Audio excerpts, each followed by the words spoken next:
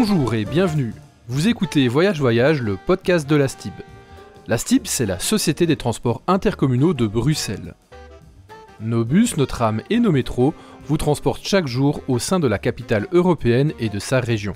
Dans ce podcast, nous répondons aux questions posées par nos voyageurs. Et justement, aujourd'hui, nous sommes allés sur le réseau et vous nous avez posé cette question. Pourquoi dit-on que le tram a toujours priorité ? Essayons d'y répondre avec un spécialiste.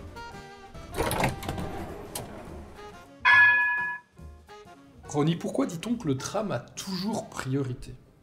Eh bien, tout simplement parce qu'un tram est un véhicule sur rail, tout comme le train, et qu'un véhicule sur rail, par définition, est beaucoup plus lourd que n'importe quel autre véhicule sur la chaussée, et que donc, forcément, sa distance de freinage est beaucoup plus longue. Vous écoutez Ronnie Hammers, il est gestionnaire réseau tram au dépôt Marconi. Ce qui fait que le tram, non seulement est plus lourd, mais il ne peut pas non plus éviter un obstacle. Et donc, il est important que les automobilistes et autres usagers de la route comprennent que le tram ne peut pas les éviter. Et donc, c'est suite à ça que, notamment, il a priorité. C'est quand même un véhicule de plus ou moins 50 tonnes. Et si tous les 5 mètres, il devait freiner d'urgence parce que quelqu'un lui coupe la route, eh bien, ce ne serait pas très agréable pour les voyageurs, puisqu'il risquerait de se faire renverser à l'intérieur du véhicule, comme quand il appliquait un freinage d'urgence, il y a des gros aimants qui tombent sur les rails qui aident le tram à s'immobiliser plus rapidement.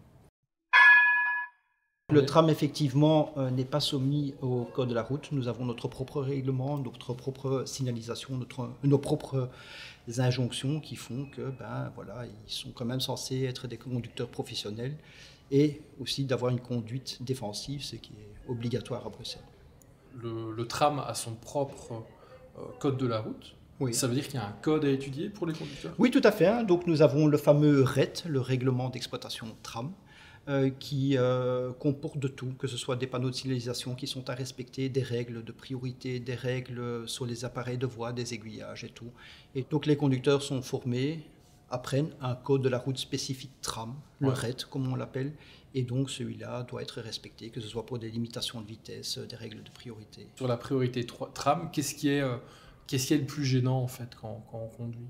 Qu'est-ce qui est le plus dangereux en fait ?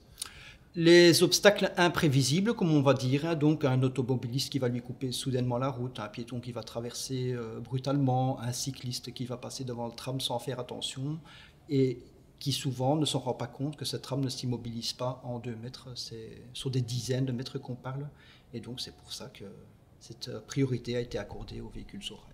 Est-ce que cette priorité, elle est liée aussi, par exemple, aux feuilles mortes qui tombent sur les rails ou là on parle sur... Ça n'a aucun rapport. Okay. En fait, les feuilles mortes, on va dire que ça c'est une condition suite à une saison et qui va effectivement prolonger un peu la distance de freinage, mais c'est pas suite à ça que le tram a priorité. C'est simplement parce que un véhicule ferré et les roues en métal sur des rails en métal et que ça freine moins bien que des pneus. Tu as commencé il y a 28 ans à la STIB. Est-ce qu'il y a 28 ans, il y avait déjà cette priorité au niveau des trams ? Ça a toujours été. D'accord. Ouais. On est donc sur quelque chose qui est, on va dire, c'est un permis qui est prévu, enfin en tout cas des règles de priorité qui sont là depuis déjà... Depuis que je suis à la STIB et probablement déjà bien avant. Et voilà, vous en savez plus sur la STIB désormais. Well, miss, I guess I'll be on my way now. Vous avez écouté Voyage Voyage, un podcast de la STIB. Nous espérons qu'il vous a plu. On se donne rendez-vous au prochain épisode pour d'autres infos liées à la STIB.